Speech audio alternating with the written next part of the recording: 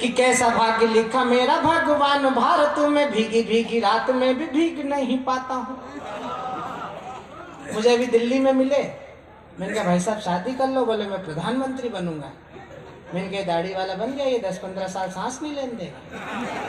वो मैंने कहा ये हटेगा तो पीछे मोटा भाई आ रहा है। मैंने कहा 10-1 साल ये दंड पे लेगा।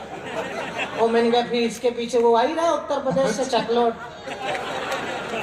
मैंने कहा तेरी तो जवानी भी खराब है और बुढ़ापा।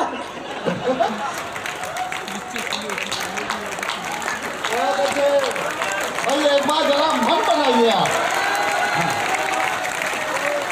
बोले शादी, मैंने कहा शादी करना, बोले मैं राष्ट्रीय अध्यक्ष बनूंगा। मैंने कहा अध्यक्ष बनो कि उपाध्यक्ष बनो, हिंदुस्तान में ब्याह करना पड़ता है। बोले करना तो चाहता हूँ लेकिन हो नहीं रहा है। मैंने कहा हिंदुस्तान है, यहाँ जो काम कोई नहीं करता वो हमारा भगवान करता है। बोले यार यही तो संकट है हिंदुस्तान में, एक तो भगवान बहुत सारे, 33 कोटि तो वैसे देवी देवता है, 15-20 टीवी पे घूम रहे हैं, 3-4 जेल में है, तो मैं किसकी प्रार्थना करूं? तो मैंने कहा तो हमारे भगवान की कर, जिनकी खुद की इतनी थी, जिनको उनको ही पता नहीं कि अपनी कितनी है। मेरे कहने से राहुल गांधी ने भगवान की प्रार्थना करी।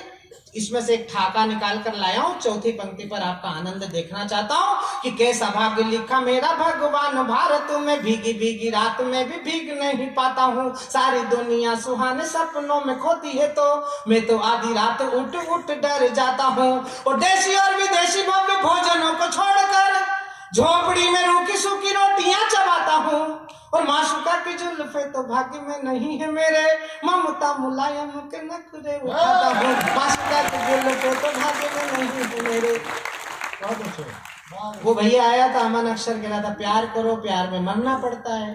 ये छोरी आई तो कह रही प्यार में जीना पड़ता है। और ये आई तो बोले प्यार में जीना भी पड़ता है, मरना भी पड़ता है। मैं पूरी रात से इसी संकट में हूँ कि किस पे जीऊं, किस पे मरूं। हालांकि प्यार की ऐसी स्थिति है ही नहीं, आजकल प्यार ऐसे ही हो गया जैसे धोया भिगोया और हो गया। वो आती रही मिलती रही, हम इसी को प्यार समझ बैठे, वो एक दिन नहीं आई, अपन रविवार समझ बैठे। वो मोदी जी का राज है, सब काम डिजिटल हो रहा है, कुछ भी करने की जरूरत नहीं है, केवल मोबाइल से करो सारा काम। और डिजिटल प्रेम कैसा होता है, 4 पंक्ति सुनना, होली के मूड में सुना रहा हूँ, बात आप तक पहुंच जाए तो फिर आपका आशीर्वाद चाहता हूँ कि मंडे को मन चला और मन चली का मेल हुआ, ट्यूसडे को ट्यूनिंग में हुई तकरार है। सबसे आनंद में सुरेश मिश्र है। ये मोहन जोदड़ो की खुदाई से प्राप्त हुई जो अनुकृति है, और ये कवि उठकर चले गए तो दोनों कवित्रियों के बीच में ऐसा बैठा था जैसे काल भैरव विराजमान है। गोरखपुर से गए ये, बंबई में रहते हैं। एक कवि सम्मेलन में हम ले गए तो होटल पे सब ऊपर से झांक के देखा तो स्विमिंग पूल, उसी में कूद पड़ा। जैसे ये कूदा तो उसमें से लोग निकल के बाहर निकले। बोले यार अंदर क्या छोड़ दिया, अंधेरा ही अंधेरा हो गया। मैंने कहा छोड़ा नहीं है, कभी नहा रहा है। बोले ये तो रंग छोड़ रहा है। तो मैं सुरेश भाई को ऊपर ले गया। मैंने कहा भाई साहब आपको इसमें कूदने की क्या जरूरत है, आपके लिए सूर्य स्नान बना है, आपको इसमें स्विमिंग पूल में नहीं नहाना है, आप छत पे लेटो। इनको चश्मा लगा के जैसे ही छत पे लिटाया और सूर्य स्नान शुरू हुआ तो कौवे इकट्ठे हो गए। मैंने कौवे से पूछा, मैंने क्या हुआ? बोला हमारा देवता मर गया।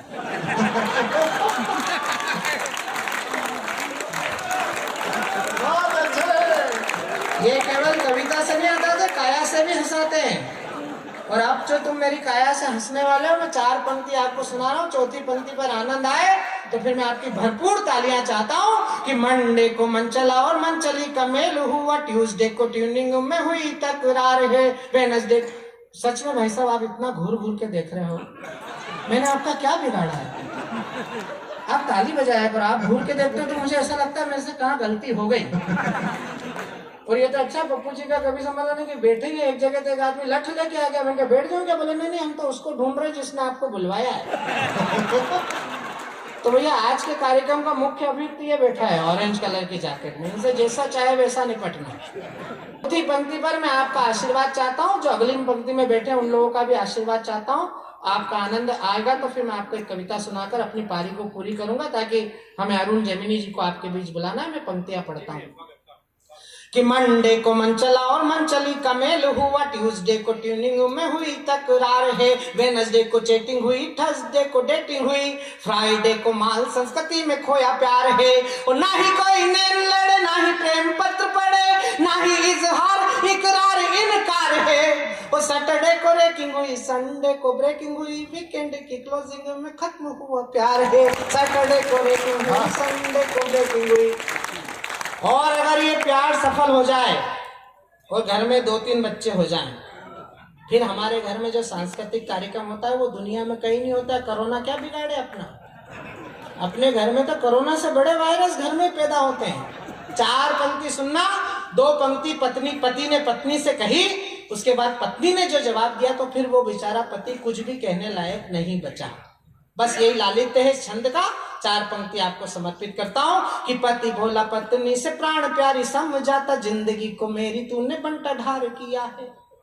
कि पति बोला पत्नी से प्राण प्यारी समझाता, जिंदगी को मेरी तूने बंटा ढार किया है। मैं तो रस रंग की बहार समझाता गोरी, जिंदगी को मेरी तूने पतझार किया है।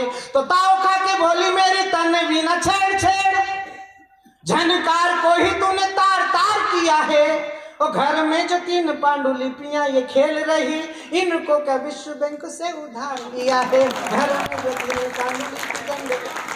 और आज महिला दिवस है, मैं 4 पंक्तियां अपनी पुरानी सुनाना चाहता हूँ, फरमाइश पर सुना रहा हूँ। और आपको लगे कि हिंदुस्तान की महिलाओं ने तरक्की की है तो मंच पर बैठी हुई ये देश की 2 लब्ध प्रतिष्ठित कवित्रियां जो हमारे परिवार में आदि आबादी का प्रतिनिधित्व करती हैं, या फिर हमारे परिवार की बैठी हुई ये माँ बहनें, या हिंदुस्तान की वो मातृशक्ति। 4 पंक्ति सुनना कि कौन कहता है नारी भारत में अबला है, इंदिरा ने दुनिया से लोहा मनवाया है।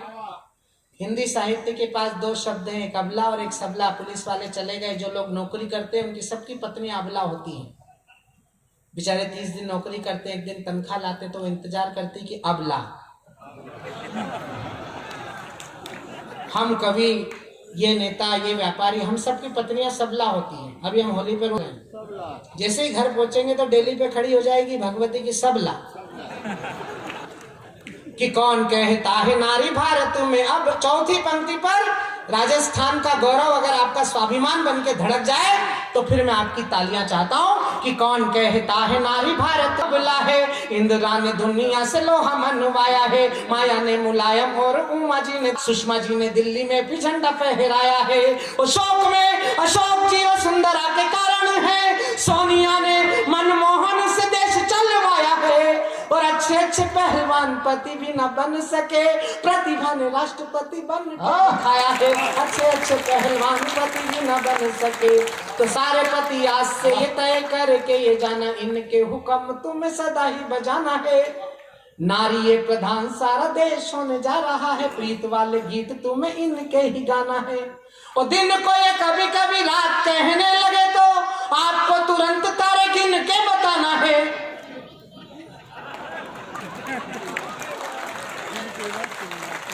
देखो भूपति कितना भोला होता है, अपनी मूर्खता पे सार्वजनिक रूप से ताली बजा रहा है। और हिंदुस्तान के पतियों, अगर सपने में भी ये दुष्विचार आए तो यहीं छोड़ जाना पप्पू भैया के प्रांगण में कि इन पत्नियों से आगे निकलना है, इन महिलाओं से आगे निकलना है। निकल नहीं सकते, भारत में तो कम से कम नहीं, क्योंकि हमारी घर की माँ बहनें भोजन बनाती है, पहली रोटी गाय की, आखिरी रोटी कुत्ते की। अब भागलपुर देवास में तो गाय भी मिल जाती, कुत्ते भी मिल जाते हैं। दिल्ली बंबई में रहने वाले कवि लोग, ना वहाँ गाय मिलती है ना कुत्ते मिलते हैं। रात में 2 बजे कविता सुना के घर जाते हैं तो वो दोनों रोटी इन्हीं को गर्म करके खिला देते हैं। अच्छा, तुमने भी ताली बजा के बता दिया कि तुम्हारी भी लोकल रेपुटेशन यही है। और वो इसलिए खिलाती ताकि पति बेचारा गाय सरी की गर्दन डाले रहे। और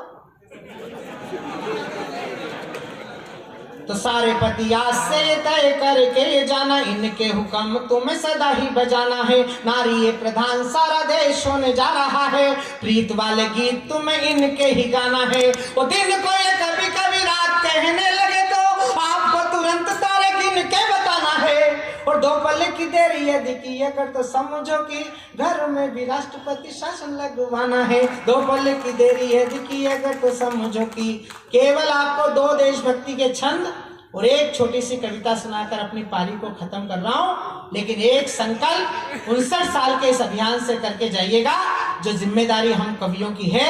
मैं 4 पंक्तियां आपको सुनाता हूं। चौथी पंक्ति पर आपका मन देखना चाहता हूं कि सीमा की सुरक्षा है तो जिसने बहाया रक्त, ऐसे नौजवान की उतारे हम आरती। हिंदी के पुजारी तुलसी कबीर सूर जैसे पूज्य कीर्तिमानों की उतारे हम आरती। वो भूखा रहे करे नंगे पांव जो चला हल, देश के किसान की उतारे हम आरती। और वंदे मातरम गीत गाकर शहीद होने वाले मस्तानों की उतारे हम आरती। वंदे मातरम गीत गाकर शहीद होने। इस साल तो समझ में नहीं आ रहा था कि 5 अगस्त मनाए कि 15 अगस्त मनाए। और 5 अगस्त का एक संदर्भ आपकी हृदय पटल पर उकर जाए तो फिर आपकी तालियां केवल भागलपुर से पटना तक नहीं, भागलपुर से दिल्ली के कानों तक पहुंचनी चाहिए। एक देश की सबसे बड़ी पंचायत ने जो प्रस्ताव पारित किया कि 47 में पूर्वजों से गलतियां जो हो चुकी थी धारा तो हटा दी अभी और भी हटाएंगे। कि 47 में पूर्वजों से गलतियां जो हो चुकी थी धारा तो हटा दी अभी और भी हटाएंगे। और दोस्तों से दोस्ती निभाएंगे जिस शौक से, पर दुश्मनों के आगे कभी सर ना झुकाएंगे। और सीमाओं पे सरेआम गोलीबारी कर रहे थे, सावधान पत्थरबाजों हाथ तोड़े जाएंगे। और लाहौर कराची ढाका पिंडी जरा धीरे धीरे चप्पा चप्पा घाटी पे तिरंगा फहराएंगे। लाहौर कराची ढाका पिंडी जरा धीरे धीरे।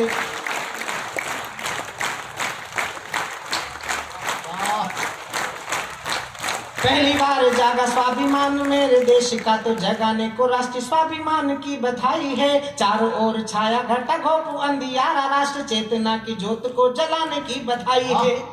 70 साल में पहला प्रधानमंत्री है जो जिस दिन से काम में लगा है अभी तक एक भी घंटे की छुट्टी नहीं ली अपने काम से। लोग इसलिए बुराई नहीं करते कि वो काम गलत कर रहे हैं, लोग इसलिए बुराई करते हैं कि गलत लोगों के काम नहीं हो पा रहे। 70 साल में पहला प्रधानमंत्री है जो हमारे घर के बच्चों से बात करता है, वरना 10 साल तक कांग्रेस के लोग आपत्ति करते हैं। अरुण भैया खुद आपत्ति करते हैं, बोले ये तो बच्चों से बात कर रहा है, बहन क्या उसके थोड़ी है।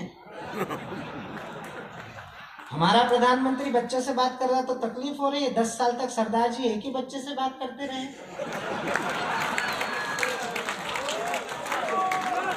सरदार पटेल, एक व्यंग्यकार को मैंने सुना अभी 3-4 दिन पहले, सरदार पटेल की मूर्ति बनाने पर भी आपत्ति है। जंग घनघोर हुई, आजादी की भोर हुई, राष्ट्रवादी ध्वज लहराया था पटेल ने। जंग घनघोर हुई, आजादी की भोर हुई, राष्ट्रवादी ध्वज लहराया था पटेल ने।